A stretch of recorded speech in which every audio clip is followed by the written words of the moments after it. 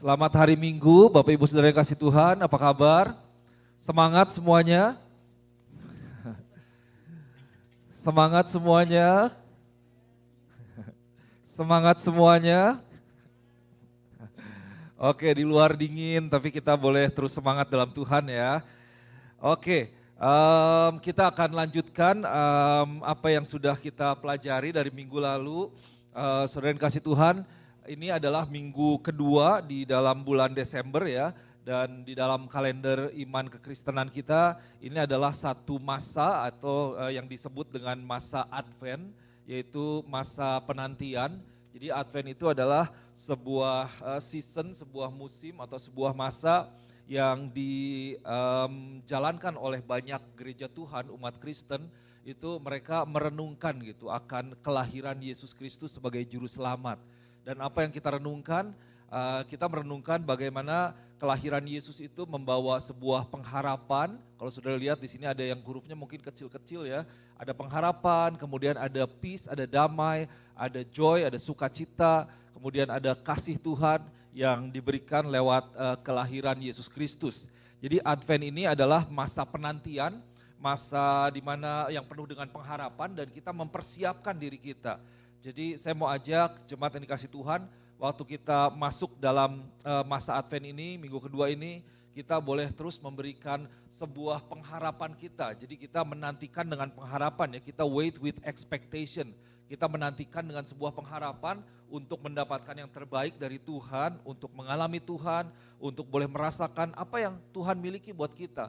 Bahwa di dalam Tuhan ini ada hal yang luar biasa yang Tuhan sediakan yang tidak bisa dipenuhi oleh dunia ini, tetapi bisa dipenuhi oleh dan diberikan oleh satu pribadi yaitu Yesus Kristus kita. Nah saudara yang kasih Tuhan, ini kalau kita lihat ya, pengharapan, iman, damai, sukacita, kasih itu adalah hal yang dirindukan, hal yang dibutuhkan, hal yang dicari gitu oleh banyak orang. Banyak orang mengusahakan sesuatu, mereka membeli sesuatu mungkin, mereka berpergian ke suatu tempat untuk mendapatkan hal-hal seperti ini. Tetapi kita boleh mengerti bahwa semuanya ini sebenarnya bisa didapatkan di dalam satu pribadi yaitu Yesus Kristus. Nah minggu ini, hari ini saya mau sampaikan firman Tuhan, judul khotbah saya yaitu Peace Within atau sebuah kedamaian yang ada di dalam diri kita. Jadi minggu lalu kita belajar tentang bagaimana pengharapan itu dinyatakan ya, hope revealed. Hope revealed itu dengan kelahiran Yesus itu pada waktu itu umat Israel mereka sedang berada dalam tekanan, tetapi ada firman dari Nabi Yesaya yang menyatakan bahwa Yesus yang akan memberikan sebuah kebebasan gitu. Itu memberikan sebuah pengharapan buat umat Tuhan. Dan hari ini kita akan lihat tentang yang namanya peace within. Nah saya percaya hari ini boleh ada satu firman yang boleh memberkati kita semua tentunya, dalam arti ini seringkali satu hal yang kita berjuang nih di dalam diri kita. Kita berusaha untuk melakukan sesuatu untuk mendapatkan yang namanya kedamaian. Tapi mari Bapak Ibu Saudara yang kasih Tuhan, waktu kita dengarkan firman Tuhan ini, saya sungguh berdoa supaya dalam diri kita masing-masing, kita ini boleh memiliki damai gitu. Nah kita lihat ya, nanti damai yang seperti apa. Tapi ini adalah damai yang sebenarnya ada di dalam kita, yang berakar dalam kita, bukan sumbernya dari luar dan lain sebagainya. Kita lihat di awal dalam kitab Yesaya pasal yang ke-9 ya, kita lihat Yesaya pasal 9 ayat 5 dan 6 di dalam bahasa Indonesianya. Kalau di dalam bahasa Inggrisnya itu ayatnya ayat ke-6 dan ke-7. Seperti biasa di depan saudara bisa lihat nanti yang versi bahasa Inggris. Kalau saudara mau, saudara bisa buka Alkitab atau aplikasinya dalam yang bahasa Indonesia. Saya akan bacakan bahasa Indonesianya. Firman Tuhan katakan seperti ini. Sebab seorang anak telah lahir untuk kita, seorang putra telah diberikan untuk kita, lambang pemerintahan ada di atas bahunya. Dan namanya disebutkan orang, penasihat ajaib, Allah yang perkasa, Bapa yang kekal, Raja damai. Ayat yang ke-6, besar kekuasaannya dan damai sejahtera tidak akan berkesudahan di atas tahta Daud dan di dalam kerajaannya. Karena ia mendasarkan dan mengokohkan dengan keadilan dan kebenaran dari sekarang sampai selama-lamanya. Nah saudara yang kasih Tuhan, ini satu hal yang luar biasa. Jadi Yesaya ini menubuatkan atau menyatakan firman Tuhan untuk bangsa Israel bahwa ini akan lahir seorang raja dan Yesus akan lahir itu dia memiliki 4 gelar di sini ya. Dia akan dipanggil disebutkan yaitu Wonderful Counselor, Mighty God, Everlasting Father, dan kemudian Prince of Peace atau Raja Damai. Nah ini adalah siapa Yesus itu sendiri. Nah saudara yang kasih Tuhan, kalau kita lihat biasanya kalau orang mau mengumumkan tentang anak itu saya lihat belum ada selain Yesus tentunya ya pengumuman tentang kelahiran yang diumumkan sebelum anaknya lahir. Benar enggak? Pasti kan diumumkannya setelah anaknya lahir ya. Enggak ada tuh yang bilang, puji Tuhan anak kita akan lahir tanggal berapa begitu. Kecuali kalau di Indonesia yang di sesar ya, kalau di sini kan biasanya nggak boleh gitu. Atau kondisi tertentu hanya boleh di sesar, nggak bisa minta tanggal. Kalau di Indo bisa milih katanya. Oh mau tanggal sekian cari hari baik gitu kayak pernikahan gitu. Cari tanggalnya tanggal cantik misalnya. 8 misalnya. Oh jadi bagus kan gitu. Tapi ini ternyata menarik, kelahiran Yesus ini itu diumumkan kira-kira 700 tahun sebelumnya. Jadi saudara ini bukan satu kelahiran yang biasa memang. Dan kita perlu mengerti bahwa firman Tuhan yang disampaikan oleh Nabi Yesaya ini merupakan pesan Tuhan yang disampaikan pada masa kebangkitan kerajaan Asyur atau Assyria. Yang sebenarnya pada waktu itu kerajaan Asyur ini mereka sedang meningkat gitu ya kekuasaannya, kejayaannya, di mana bahwa ketika bangsa Asyur ini, kerajaan Asyur ini naik, ini akan membawa sebuah kehancuran bagi bangsa Israel. Dan berarti apa? Berarti akan ada banyak orang-orang Yahudi, orang-orang umat Tuhan, bangsa Israel yang akan ditawan, yang akan dibawa ke dalam sebuah captivity, tawanan. Jadi saudara bayangkan, ini ya mungkin sedikit banyak kita ada dalam masa seperti itu untuk beberapa orang bahwa wah ini nih gimana ya dengan naiknya ini kerajaan Asyur ini bangsa Israel tertekan. Mereka akan dibawa kepada tawanan, mereka akan menjadi budak misalnya dan lain sebagainya. Jadi mari kita bayangkan bahwa ini adalah sebuah kondisi emosi, sebuah kondisi jiwa gitu yang dimana mereka merasakan ada ketakutan, mereka merasakan kecemasan, mereka merasakan gundah, waduh ini gimana ya, apakah kita pergi ke sini, pergi ke sana dan seperti itu. Saudara bisa lihat di dalam kitab 2 Raja-Raja 15 ayat 29. Nah disinilah di dalam kondisi seperti itu, dalam situasi seperti itu, Tuhan menjanjikan seorang raja. Dan siapa raja yang Tuhan janjikan? Yaitu Raja Damai. Nah nanti akan dilahirkan bagimu yaitu Raja Damai salah satunya. Jadi raja yang akan membawa kedamaian. Bahwa di dalam Yesus, buat orang-orang yang mengikuti Yesus, itu akan ada damai yang tidak berkesudahan. Wah ini luar biasa. Di dalam bahasa Indonesia dikatakan damai sejahtera tidak akan berkesudahan, ayat yang ke-7 ya. Di sini bilang, peace there will be no end. Saya nggak singgung di sini, tapi kalau saudara pelajari ada sebuah lagu zaman dulu namanya lagunya Peace Like a River in My Soul. Peace like a river in my soul. Dan ada beberapa ayat Alkitab dikatakan peace like a river in my soul. Itu maksudnya apa? Kenapa nggak dibilang like a pond, like a lake, like a sea gitu ya, tapi like a river. Berarti ada damai yang tidak berkesudahan, terus menerus mengalir buat kita. Ingat bahwa laut mati itu kenapa dikatakan laut mati atau disebut laut mati? Karena tidak ada aliran. Danau yang di situ aja airnya nggak ada aliran untuk keluar gitu. Tapi di dalam Tuhan ini adalah sebuah aliran damai yang Tuhan berikan yang tidak berkesudahan. Nah saudara pegang janji firman Tuhan ya. Mungkin engkau bisa melakukan sesuatu, engkau bisa mencari sesuatu dan itu memberikan damai yang sesaat. Tapi damai yang dari Tuhan ini tidak akan pernah berkesudahan. Karena sumbernya ada di dalam kita, peace within us. Ada kedamaian di dalam kita. Nah menarik Bapak Ibu Saudara yang kasih Tuhan, bahwa ketika Yesus dikenalkan atau diumumkan, dia diumumkan dengan gelar. Gitu. Kita bisa lihat juga bahwa tidak ada anak yang lahir, selain Yesus tentunya, yang ketika lahir diumumkan dengan gelar. Kecuali di Inggris kali ya. Ini udah disebutkan pangeran siapa, the Duke, apa saya nggak tahu, the Prince of England apa gitu. Tapi kan nggak ada, oh puji Tuhan, ini jemaat Tuhan kami bersukacita anak kami yang pertama baru lahir. Wah dia akan disebutkan sebagai CEO dari Microsoft misalnya. Nggak ada dibilang gitu ya. Dia akan menjadi pemain basket terkenal, menjadi pemain drum terkenal. Nggak ada yang disebutkan seperti itu. Cuma Yesus yang diberikan gelar. Nah ini tidak ada yang seperti itu. Nah kenapa dikatakan atau disebutkan, dinyatakan dengan langsung disebutkan ada di sini 4 gelar yang diberikan kepada Yesus. Karena Yesus itu spesial. Dia bukan hanya diberikan sekedar nama, tetapi nama itu menggambarkan siapa diri dia. Dan nama itu menggambarkan bahwa apa yang akan dia lakukan. Dia akan melakukan apa? Bahwa ketika dikatakan wonderful counselor, kita punya counselor yang luar biasa. Dia adalah Tuhan yang luar biasa, jadi ini bukan manusia biasa. Dia akan menjadi Bapa yang kekal dan dia akan menjadi Raja Damai yang akan memberikan damai kepada setiap umat manusia. Jadi Yesus ini diperkenalkan sebagai Raja Damai karena ia akan memerintah dengan adil. Di sini dikatakan ayat 7, the greatest of his government, bahwa pemerintahan itu ada di dalam Yesus dan besar kekuasaannya. Nah dia akan memerintah dengan adil dan membawa kedamaian bagi semua umat manusia. So, saudara yang kasih Tuhan, kembali kepada pertanyaan dasar, yaitu apa? Damai itu apa sih sebenarnya? Damai itu apa dan damai itu seperti apa?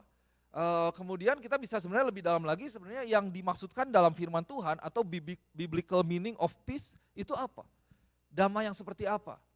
Kita kan pemahaman kita damai, oh ya kalau gitu kita bisa lihat aja di kamus ya. Saya sebagai pengajar firman Tuhan, sebagai gembala, kalau mempersiapkan khotbah kita belajar tentang kata namanya. Ini maksudnya apa? Tapi saudara yang kasih Tuhan, kalau kita mau mengerti sebenarnya arti dari kedamaian yang sesungguhnya atau damai, kita nih nggak bisa langsung sekedar lihat kamus gitu. KBBI, Kamus Besar Bahasa Indonesia, atau Merriam-Webster, atau Oxford Dictionary gitu. Itu kalau saudara lihat kamus, di situ akan ada beberapa pilihan, akan beberapa arti bahwa damai misalnya itu bisa artinya begini, artinya begini, artinya begini, artinya begini gitu ya. Ada banyak pilihannya, jadi bisa artinya macam-macam gitu. Tapi kalau kita mau mengerti untuk memahami sebenarnya apa arti dari damai menurut firman Tuhan, kita ini harus membuka firman Tuhan. Kita harus kembali kepada firman Tuhan, kita harus membaca Alkitab kita, dan apa yang firman Tuhan katakan tentang kedamaian.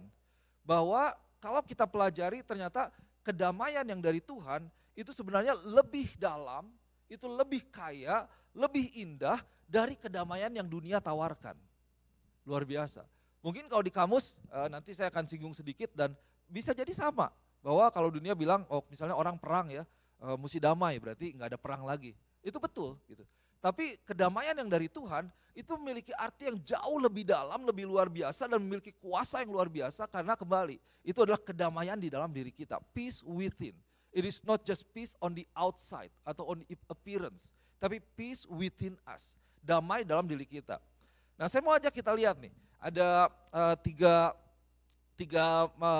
hal tentang kedamaian yang akan kita pelajari pada pagi hari ini ya, yang Alkitab sampaikan buat kita, ajarkan buat kita. Apa itu?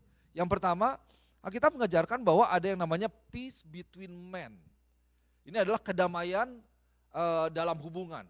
Jadi relationship among people where conflict atau fighting and war itu have been avoided. And it is a peaceful relationship. Bahwa kedamaian antar umat manusia ini, antar sesama, bahwa dalam hubungan kita dengan orang, itu kita menghindari yang namanya konflik, kita menghindari yang namanya perang gitu ya, atau kita menghindari yang namanya perselisihan. Jadi kalau nggak ada perselisihan kan hidup rukun, itu damai kan, hidup dengan damai. Nah di dalam Alkitab, dalam kitab Ulangan dikatakan bahwa apabila engkau mendekati suatu kota untuk berperang melawannya, maka haruslah engkau menawarkan perdamaian kepadanya. Jadi damai yang pertama ini kita sebuah alternatif yang kita berikan dari perselisihan. Jadi kalau kita berhubungan dengan orang, ini antara manusia ya, kita berhubungan di dalam keluarga, sesama dengan keluarga, antar anak orang tua, antar kakak beradik misalnya, tante, om, cucu dan lain sebagainya. Itu kita menawarkan damai, kita mengusahakan yang namanya kedamaian. Dan inilah satu kedamaian yang pertama, yaitu damai antara hubungan kita dengan orang lain, siapapun itu. Nah, jadi alternatif dari konflik, kita mencoba untuk menghindari yang namanya konflik. Kita tawarkan kedamaian. Kemudian Mazmur 120 ayat yang ke-7 dikatakan, aku ini suka perdamaian tetapi apabila aku berbicara, maka mereka menghendaki perang. I am for peace but when I speak they are for war. Jadi ada orang yang memang kayaknya senangnya berantem gitu, senangnya konflik gitu ya. Nyarinya yang nadanya tinggi selalu, pengennya marah gitu. Ya memang ada seperti itu, tapi bagian kita nih Tuhan mau untuk kita selalu menawarkan perdamaian. Supaya ada yang namanya kedamaian, yaitu apa? Dimana nggak ada konflik, nggak ada perselisihan, nggak ada peperangan, dalam arti damai. Nah itu yang pertama, sama sih yang kita doakan bersama ya. Baik sampai yang paling tinggi kita menghindari konflik antar negara, itu yang diusahakan ya, makanya ada PBB dan lain sebagainya, sampai kepada hubungan kita sendiri. Kedamaian antar kita dengan orang lain, siapapun orang-orang yang ada di dalam kehidupan kita. Nah ini adalah peace between men, damai antar umat manusia, hubungan dengan orang lain. Nah yang kedua, ada yang namanya damai, sebenarnya yang kalau dibilang damai itu berarti ada sebuah ketenangan ya dalam hati kita. Karena bahwa kalau tadi ada yang namanya perang yang membuat orang gak tenang, orang membuat orang takut, membuat orang cemas gitu. Nah tapi ada yang namanya kedua, peace between man and nature. Nah ini menarik nih. Ada kedamaian antara kita dengan apa ya? Jadi kebebasan dan kemerdekaan dari konflik yang disebabkan oleh unsur alam atau hal-hal yang alamiah yang terjadi. Jadi peace, relationship between people and nature when conflict has been removed. Nah kalau tadi pertama conflict have been avoided, yang kedua ini conflict has been removed. Jadi kalau tadi yang pertama kita menghindari perselisihan.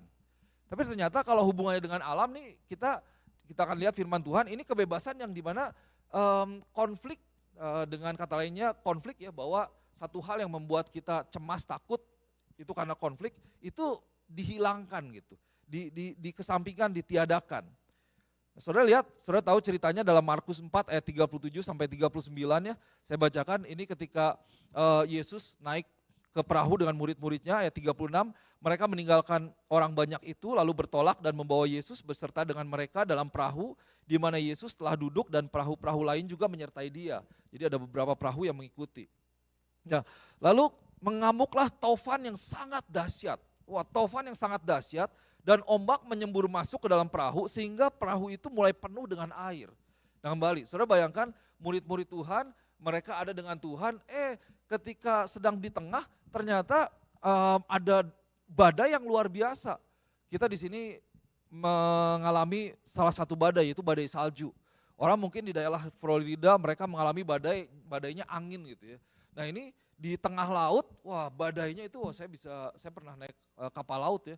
Kalau udah angin, kapal gitu goyang, pusing. Tapi ini ternyata badai angin yang luar biasa dan sampai itu bisa kebayang airnya itu masuk dan perahunya hampir penuh. Berarti apa? Berarti perahu ini udah hampir tenggelam nih. Nah murid-murid Tuhan ini kan deg-degan sekali, takut, cemas. Dan kemudian ayat 38 dikatakan pada waktu itu Yesus sedang tidur di buritan di sebuah tilam. Maka murid-muridnya membangunkan dia dan berkata kepadanya, guru engkau tidak peduli kalau kita binasa, katanya seperti itu ya. Bahwa dibilang ini, teacher, do you not care that we are perishing? Ini Yesus, kita ini bakal mati ini. Ini lagi ombak, ini lagi angin luar biasa, ini perahu aja udah mau penuh dengan air. Saya bayangkan itu mereka sambil ada yang mungkin keluarin air dan lain sebagainya, ini kita bakal mati nih. Yesus tenang-tenang aja loh. Malah bisa tidur gitu. Wah ini luar biasa. Nah kita mesti belajar bagaimana kita bisa tidur dalam badai. Bener gak? Bener loh. Ada yang gak bisa tidur malam-malamnya karena banyak masalah? Bener gak? Badai ada. Tapi bagaimana kita bisa tidur, istirahat di dalam badai. Peace within, kedamaian yang dalam Tuhan. Nah bedanya Yesus dan murid-muridnya, Yesus tenang. Dia punya kedamaian di dalam diri dia. Tapi murid-muridnya sangat takut karena melihat dengan apa yang ada di luar. Jadi ada hal yang alamiah, ada hal dari alam yang terjadi kepada mereka yang membuat mereka mengalami ketakutan yang luar biasa. Tidak ada kedamaian, tidak ada ketenangan dalam hidup mereka. Nah kita lihat ya, jadi saudara kasih Tuhan, kemudian ayat 39, ia pun bangun dikatakan. Menghardik angin itu dan berkata kepada danau itu, diam, tenanglah. Ini luar biasa. Lalu angin itu reda dan danau itu menjadi teduh sekali. So, Yesus katakan begini dalam bahasa Inggrisnya, peace, be still. And the wind ceased. And there was a great calm. Ketika Yesus bangun, dia hardik angin, dia hardik badai. Peace dia katakan. Bukan tenang, bukan reda, tapi dikatakan peace. Be still, tenang. Nah ini adalah kuasa yang sebenarnya kita miliki di dalam Tuhan. Kita bisa katakan peace, be still in the name of Jesus. Sehingga kita bisa dikuasai. Oke, dalam hidup kita badainya itu mungkin tetap ada. Tapi badai itu tidak memberikan dampak kepada diri kita sehingga kita membawa kepada kehidupan yang negatif. Kita nggak bisa tidur, kita nggak bisa makan, kita jadi stres dan lain sebagainya. Nah itu adalah damai yang diberikan oleh Tuhan, yaitu damai antara manusia dengan alam. Nah konflik ini contoh yang lain seperti apa? Nah ini yang pertama kita bisa belajar, ini ada hilangnya damai, ketenangan karena bencana alam, muncul ketakutan gitu ya. Saya pernah suatu saat ya lagi di Manado waktu itu, lagi opa meninggal itu lagi tidur kan itu di rumah, mayatnya di rumah bukan di peti ya, ditaruh di meja begitu. Tiba-tiba malam-malam gempa, waduh itu gempanya gede. Itu gempanya bukan gempa horizontal tapi gempa vertikal. Sampai bangku tuh sampai deg gitu. Wah saya tidur kaget, mau lari keluar, tiba-tiba kamarnya masih dikunci gitu, masih kecil, panik juga gitu ya. Wah saya ingat begitu keluar, ternyata ada om saya lagi megangin si opa, supaya gak guling ini si opa kalau jatuh repot juga kan gitu ya. Wah itu badai itu namanya. Nah dari hal-hal ini kan bisa menimbulkan ketakutan atau bahkan saudara bisa menimbulkan trauma. Ada banyak orang mereka gak mau lagi ke tempat tertentu, gak mau melakukan tertentu karena trauma akan, wah ya deh trauma saya kalau di LA. Trauma kalau di New Hampshire tuh begini, situasinya pindah. Cari apa ya namanya? Kedamaian. So, ada kedamaian yang dari Tuhan untuk kita bahkan di saat badai, di mana damai itu terjadi karena Tuhan menyertai kita. Kita tahu bahwa ada damai karena memang ada Tuhan dan ada kuasa Tuhan dalam diri kita. Ini tentang damai kita dengan alam ya, between man and nature. Nah yang kedua dalam kitab Imamat kita lihat Imamat 26 ayat ke-6 dikatakan begini. Aku akan memberi damai sejahtera di dalam negeri itu sehingga kamu akan berbaring dengan tidak dikejutkan oleh apapun. Aku akan melenyapkan binatang buas dari negeri itu dan pedang tidak akan melintas di negerimu. I will give peace in the land and you shall lie down and none shall make you afraid. Wah ini luar biasa nih. Tuhan memberikan kedamaian buat kita sehingga kita bisa tidur tenang, bisa istirahat dengan tenang, dan tidak ada yang bisa membuat kita takut gitu. Saudara pernah di sini ada orang-orang kan yang punya konflik dengan yang namanya alam. Maksudnya apa? Ada orang yang takut terhadap sesuatu ya. Ya banyak kalau bisa lihat. Misalnya saya nggak mau tinggal di Florida karena banyak badai gitu. Nggak mau tinggal di Indonesia, di Jakarta banyak begal gitu ya. Wah saya ngobrol-ngobrol sama ada pasien ya hampir tiap hari ketemu pasien ya. Ada yang takutan gitu, overthinking. Wah kayaknya pikirannya berlebihan. Wah tapi Pak katanya kalau ke Philadelphia itu banyak penembakan ya, begini gitu. Wah kalau katanya di sini banyak begini, wah di New York banyak begini. Terus saya bilang begini aja, coba kamu dari mana? Dari Jakarta. Di Jakarta banyak apa? Banyak namanya begal kan? Bener gak? Takut gak sama begal? Enggak kan? Itu kan lokal, di mana-mana ada aja yang seperti itu gitu. Bener gak? Ya ada aja tapi kita kalau hidup dikuasai dengan ketakutan, wah kita mau hidup di mana gitu, hidup di gua nanti tetap takut ada beruang. Mau hidup di Mars nanti tetap takut dengan hal-hal yang lainnya. Jadi ada konflik antara manusia dengan alam yang membuat kita nih gak tenang hidupnya gitu. Jadi semua keputusan yang kita ambil, tindakan yang kita ambil itu karena ketakutan, bukan karena kedamaian.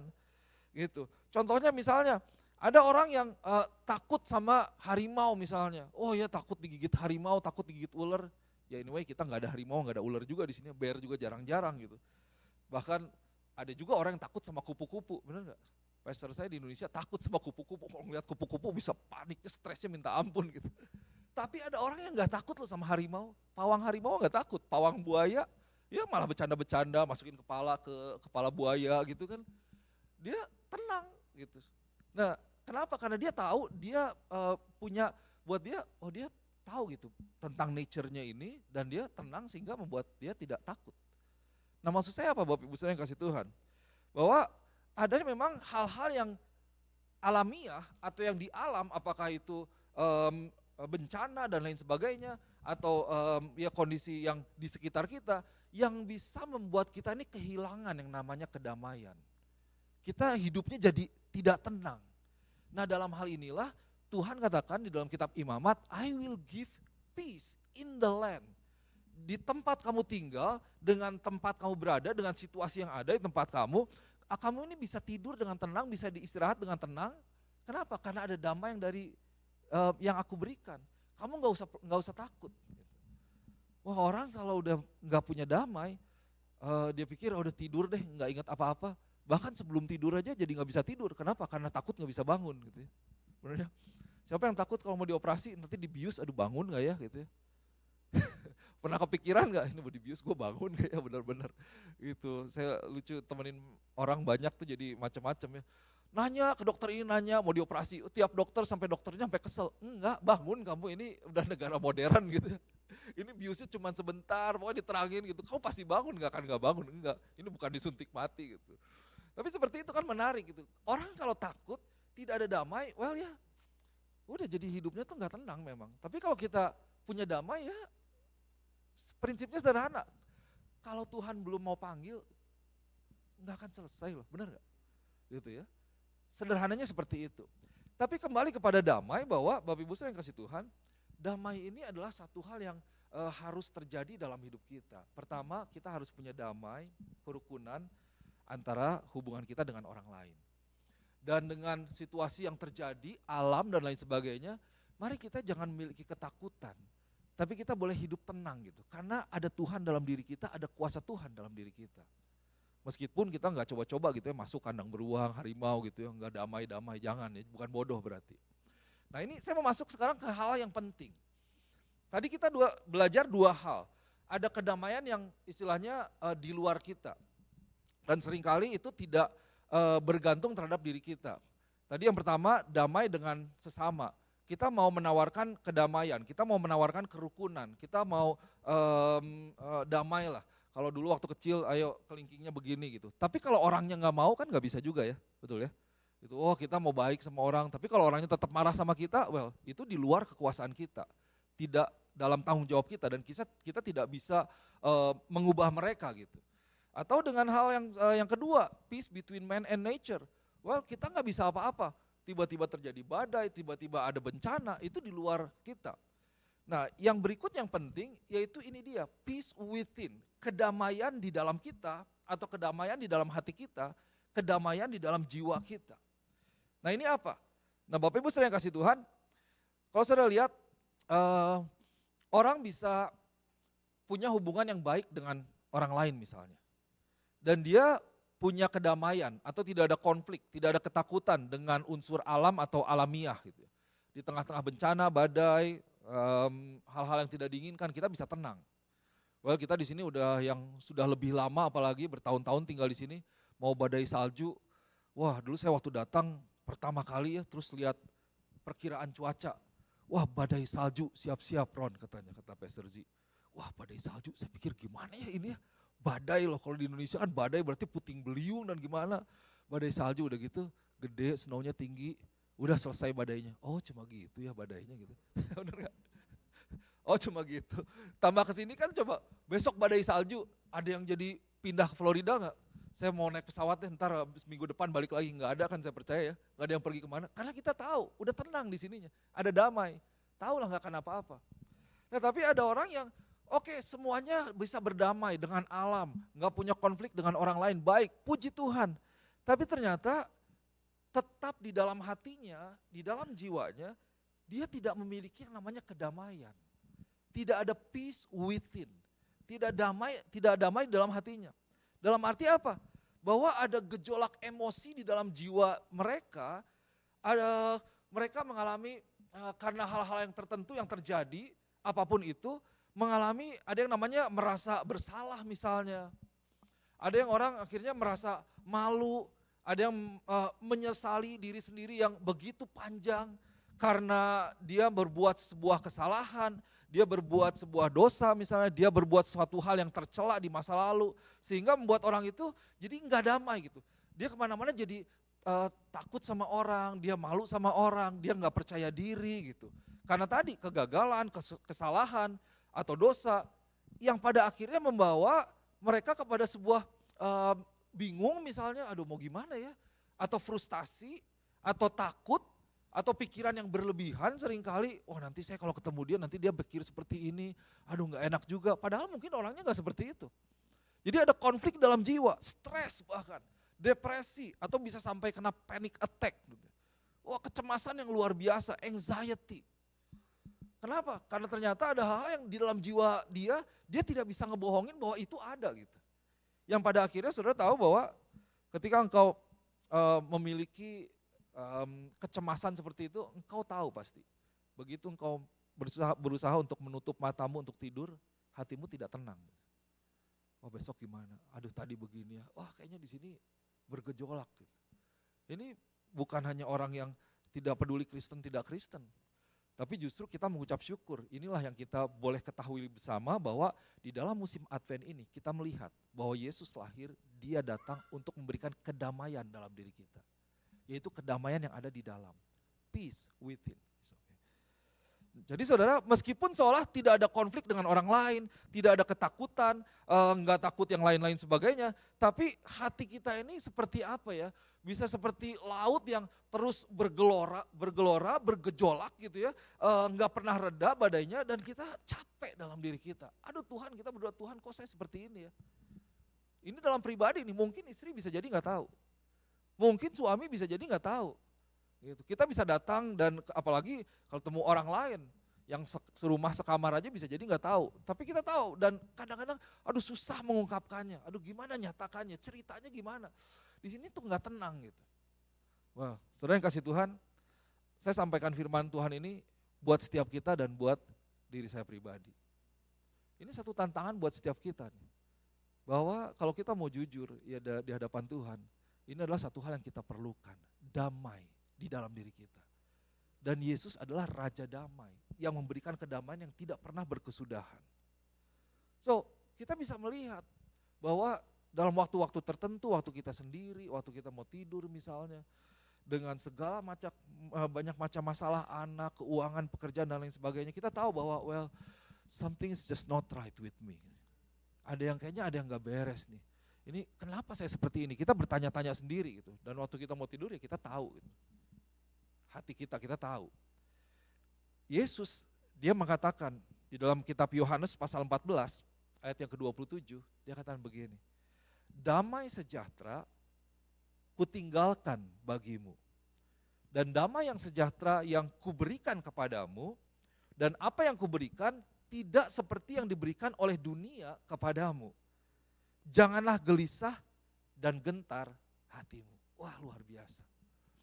Well, ketika saya mempersiapkan, wah saya dikuatkan sekali nih.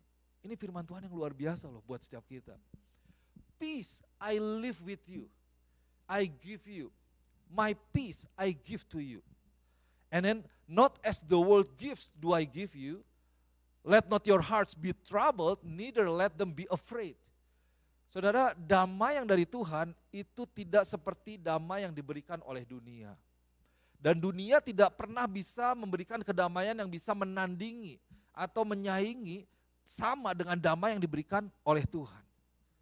Damai yang dari Tuhan itu bukan damai karena semua kondisi baik. Bukan karena keuangan baik, pekerjaan oke, kesehatan oke. Kesehatan oke suatu saat kita bisa sakit. Dan kita ya namanya tubuh semakin menua pastilah minimal pusing-pusing ada. Ini bukan nubuatan ya, ini alamiah benar ya. Mobil mau dipakai suatu saat akan rusak gitu. Tapi dalam kondisi seperti itu bagaimana dalam diri kita? Apakah kita tetap punya kedamaian atau tidak gitu? Tetapi damai yang dari Tuhan, Yesus katakan ini beda dengan damai yang dari dunia. Wah puji Tuhan. Lord thank you. Saya berdoa Tuhan, saya mau pegang damai Tuhan. Saya mau menerima damai yang dari Tuhan. Kenapa? Karena aku membutuhkan Tuhan damai yang dari Tuhan. Aku bisa pergi mungkin kemana, bisa menikmati. Tapi kok pulang kayaknya tetap ya. Gak ada kedamaian di sini gitu. Ya seger sih, seneng gitu, bisa jalan-jalan, bisa nonton, bisa makan misalnya. Tapi ada satu hal yang kita perlukan, peace within, yang terjadi dalam diri kita. Nah itu yang Yesus janjikan buat kita. Bapak Ibu Saudara yang kasih Tuhan, kelahiran Yesus itu menjadi jaminan bahwa ada sebuah kedamaian yang bisa memberikan ketenangan, yang bisa menguasai hati kita, sehingga kita tidak dikuasai oleh yang namanya kekhawatiran, ketakutan, kegundahan, sehingga kita bisa terlepas dari setiap hal yang iblis coba taruh yang membuat diri kita ini takut dan cemas. Kenapa? Damai di dalam hati kita.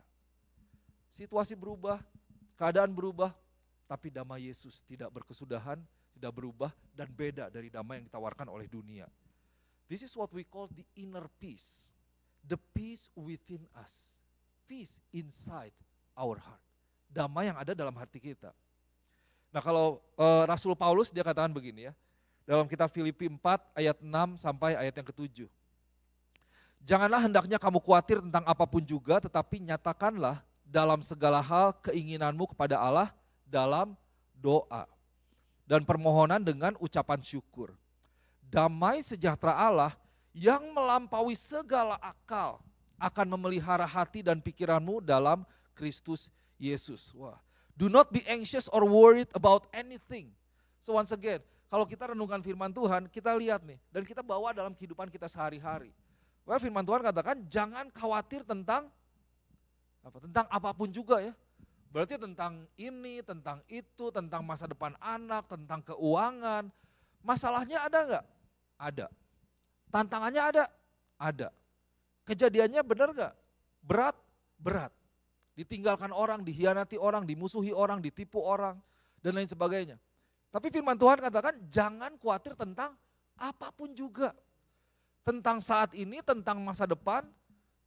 Kita bisa lihat burung Tuhan pelihara semuanya, kita bisa baca firman Tuhan itu misalnya. Tetapi dalam semuanya nyatakanlah kepada Allah dalam doa dan pengucapan syukur. Dan damai sejahtera Allah, ini luar biasa, yang melampaui segala akal. Wah. Damai sejahtera Allah yang melampaui segala akal. The peace of God which transcends all understanding. The peace that surpasses all understanding. Nah ini, saudara yang kasih Tuhan. Ini satu kata yang berharga nih. Precious phrase. Surpasses all understanding. Damai yang melampaui segala akal. Wah ini luar biasa. Sebagai manusia, saudara lihat kembali bahwa kita berusaha mendapatkan kedamaian dengan cara yang masuk akal dalam pikiran kita. Oh saya kalau mau tenang, dan itu wajar. Oh kita perlu begini nih. Dan bisa jadi benar kita tenang gitu. Kita damai. Tapi for short periods of time. Untuk waktu yang sebentar misalnya. Tapi kemudian perlu cari lagi yang lain, perlu cari lagi yang lain. Tapi di sini, wah ini saya renungkan damai yang melampaui segala akal.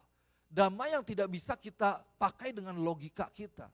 Yang tidak bisa kita ukur dengan nalar kita. Kita tidak bisa ukur dengan otak kita. Saya pernah sampaikan ada satu ilmuwan dari Institut Teknologi Bandung, universitas atau yang luar kita tahu semua, yang luar biasa.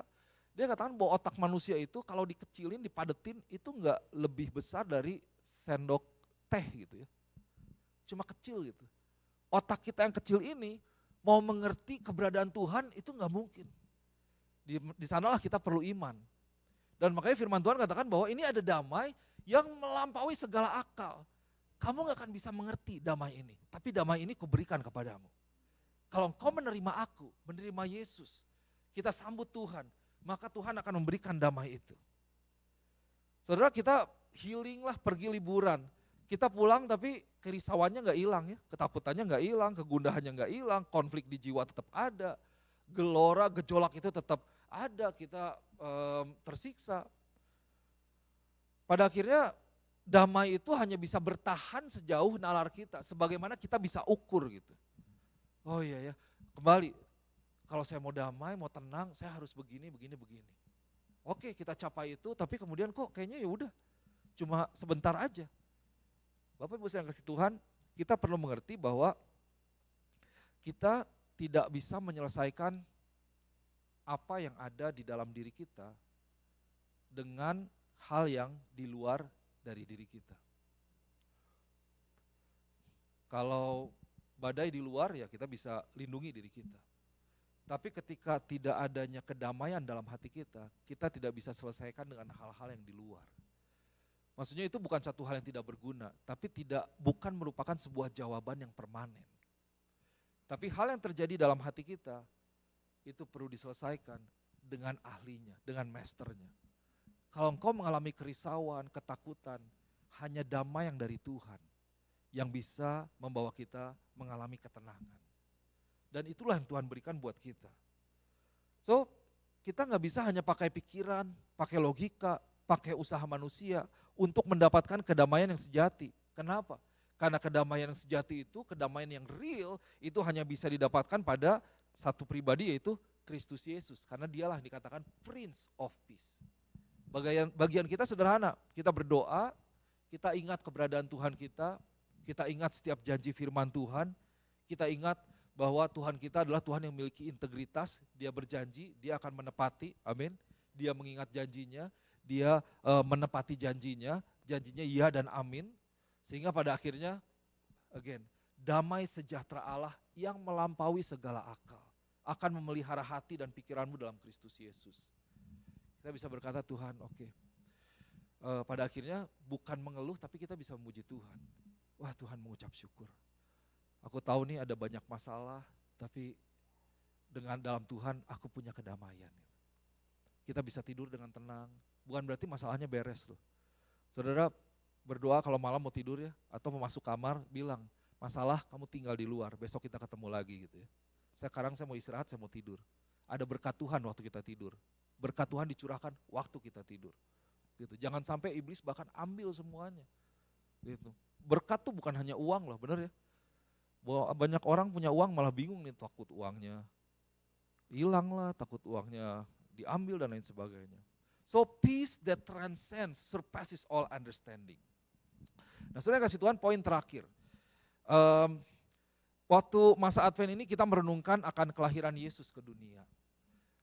Dan ingat bahwa Yesus itu dia bukan hanya kita dengar cerita dia lahir di palungan, dia lahir di kandang domba, tapi Yesus mau lahir di dalam hati kita.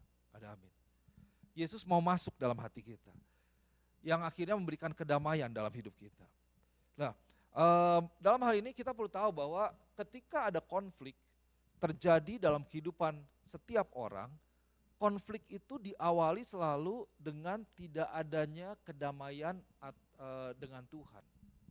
Atau konflik terjadi karena ada perselisihan dengan Tuhan. Maksudnya apa? Karena ada rintangan yaitu dosa manusia dengan Tuhan. Sehingga manusia tidak bisa melihat janji Tuhan, manusia tidak bisa menerima kebenaran firman Tuhan, manusia tidak bisa masuk ke dalam setiap hal yang luar biasa yang Tuhan sediakan buat setiap kita. Dan konflik itu hanya bisa diselesaikan dengan Tuhan itu sendiri. Dan Tuhan kemudian membawa kita, menginginkan kita, memanggil kita untuk kita menjadi yang namanya pelayan pendamaian. Saya tulis, ini satu quote saya bacakan ya. The root of all conflict in the world came from conflict with God and it will remains in the world until the conflict with God is solved. Jadi kalau konflik dengan Tuhan itu tidak selesai, perselisihan dengan Tuhan tidak selesai, tidak ada kesatuan dengan Tuhan, maka konflik itu tidak akan pernah selesai. Damai itu tidak akan pernah menjadi bagian dalam diri kita. Kenapa orang perang? Kenapa orang berselisih? Kenapa orang bermusuhan? Kenapa orang bisa jahat dengan orang lain? Karena tidak ada Tuhan dalam diri dia. Tapi kalau dia tahu dia adalah orang dikasih Tuhan, Tuhan memberikan terbaik, Tuhan mati buat dia, Tuhan mengampuni dia dengan segala kebenaran firman Tuhan, maka kita akan diubahkan dan kita akan bisa mengampuni orang. Ada amin. Kita bisa berbuat baik dengan orang lain. So, kemudian setelah yang tadi, saudara, intinya yang pertama bahwa Tuhan memberikan kedamaian buat kita. Tapi yang kedua, jangan lupa bahwa kita sebagai gereja Tuhan, bahwa Tuhan juga kita mau untuk kita melakukan pelayanan pendamaian buat orang lain. Pertama, kita diberikan damai, puji Tuhan, tapi sebagai gereja Tuhan, Tuhan memanggil kita untuk melakukan pelayanan pendamaian. 2 Korintus 5 ayat 18, firman Tuhan katakan seperti ini. Dan semuanya ini dari Allah yang dengan perantaraan Kristus telah mendamaikan kita dengan dirinya dan yang telah mempercayakan pelayanan pendamaian itu kepada kami. Jadi dua hal ya. Ini saya bacakan dalam 2 terjemahan. All this is from God who through Christ reconciled, mendamaikan kita. Reconciled us to himself and gave us the ministry of reconciliation. So 2 things basically. Dari Bible Basic English dibilang, but all things are in God who made us at peace with himself through Christ.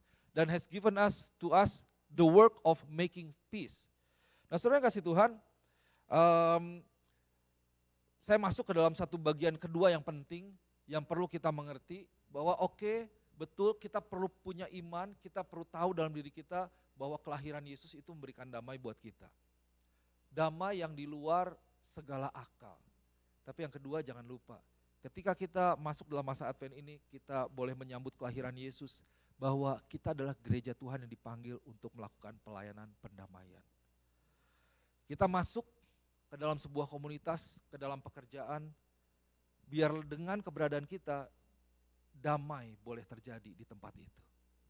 Kita berada dalam keluarga, biarlah kita menjadi agen kedamaian Tuhan. Kita boleh hidup dengan benar dalam Tuhan. Jadi saudara, jangan kalau keberadaanmu dalam sebuah komunitas itu ternyata bikin orang berantem gitu, bikin orang konflik gitu ya. Wah itu ada yang salah sih dengan diri kita sebagai gereja Tuhan. Dulu ya. Dalam arti ini kan saya suka sedih dengar cerita gitu, aduh orang Indo ya mau naik tuh ngejelekin orang, ngomongin orang. Apa yang kau lakukan itu bukan pelayanan pendamaian, itu pelayanan perselisihan makanya. Sedihnya gereja banyak melakukan itu. Tapi mari kita sebagai gereja Tuhan, Rochester City Blessing Church, biar setiap kita boleh membawa pelayanan pendamaian. Kita boleh menjadi agen kedamaian buat setiap orang, sehingga apa? Pada akhirnya orang bisa ketemu dengan Tuhan mereka. Orang bisa mengalami Yesus dan mengalami kedamaian yang Tuhan sediakan buat setiap mereka juga. So Bapak Ibu Saudara yang kasih Tuhan, rangkuman sedikit. Yang pertama, kita terima kedamaian yang dari Tuhan. Itulah yang Tuhan sediakan buat kita. Terserah kita, apakah kita mau menggantungkan semuanya kepada hal-hal yang di luar, tapi puji Tuhan ya, bahwa kelahiran Yesus itu adalah satu hal di mana kita belajar bahwa kelahirannya itu memberikan damai di dalam. Yang menjadi seperti mata air yang keluar tidak akan pernah habis, meluap dalam diri kita. Meskipun situasi yang di luar, kondisi, keadaan tidak baik dan sangat mungkin seperti itu, tapi kita tetap bisa berada di dalam kedamaian karena ada Tuhan dalam hidup kita. Kemudian saya mau encourage, saya mau semangati jemaat Tuhan, mari kita boleh hidup damai dengan orang. Dan kita usahakan kedamaian, enggak gampang loh. Dan ini kembali kita mau mengusahakan kedamaian ya kalau orangnya enggak mau bukan salah kita. Tapi mengusahakan kedamaian itu kadang-kadang saya bilang Tuhan ini kadang kita mau nolong orang ya tapi yang ditolong yang malah sombong gitu ya. Bukannya yang mau membutuhkan pertolongan yang minta-minta kan. Soalnya tolong saya perlu pertolongan gitu. Ini kita mau nolong orang udah dikasih tahu, udah ditulung malah mentung misalnya. Udah ditolong malah ngehianatin kita dan lain sebagainya, tapi inilah bagian kita usahakan yang namanya perdamaian itu boleh ada. Dan kemudian mari kita sebagai gereja Tuhan, kita bawa orang untuk didamaikan kepada Tuhan. Caranya sederhana, ini momen Natal, orang yang mungkin udah gak ke gereja, orang yang udah gak baca firman, yang sibuk terus, mari kita boleh mulai dengan ajak mereka. Ini momen yang baik untuk orang bisa ketemu Tuhan. Ada amin? Bawa orang, usahakan dari hal yang kecil, teleponin mereka, kunjungin mereka, ingetin mereka kan firman Tuhan, semangati mereka. Yang penting kita boleh melakukan sesuatu untuk mereka pada akhirnya bisa mengalami kedamaian yang dari Tuhan. Mari kita berdoa. Bapa, hamba-Mu berdoa Tuhan pada pagi hari ini, biar setiap jemaat Tuhan, kami boleh masuk dalam kebenaran firman-Mu, kami boleh membuka hati kami, siap Tuhan untuk menerima kedamaian yang dari Tuhan. Hamba-Mu berdoa Tuhan, biar pada momen Natal yang kami nantikan ini Tuhan, kami nantikan dengan penuh pengharapan, kami nantikan dengan persiapan, yaitu kami membuka hati kami mau memiliki kembali Tuhan, kami mau mengalami kembali Yesus yang boleh sungguh lahir, bukan hanya ke dunia ini atau sebagai cerita, tapi Engkau boleh lahir dalam hati setiap kami.